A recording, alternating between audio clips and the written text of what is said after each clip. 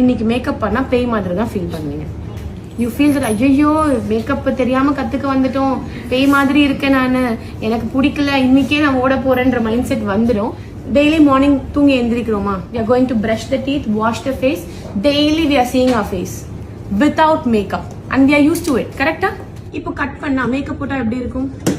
You feel like you're looking like someone else. You need to understand that makeup is going to be makeup.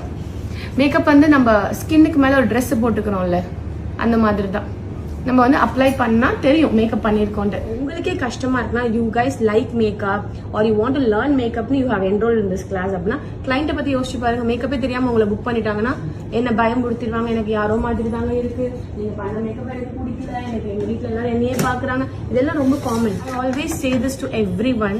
I regularly take self grooming classes, makeup classes. Ma'am recommend one shade for my skin க்ளோஸ்அப்ல வந்து ஆன்லைன்ல காமிப்பாங்க. I always say if I am going to recommend a shade, it's my favorite shade, not your favorite shade. Correct?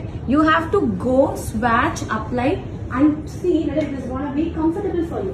நீங்க ஒரு colour apply பண்ணி lipstick கலர்ல அழகா நீங்க வாக் பண்ணி போறீங்க ஒரு 100 people முன்னாடினா, that's the confident-ஆன ஒரு colour, that's a comfortable color. ஷேடை பொறுத்த வரைக்கும் நம்மளுக்கு எது கான்ஃபிடென்ட்டா இருக்கோ அதுதான் makeup.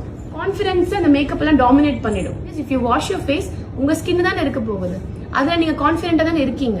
That is going to be the concept when it comes to makeup.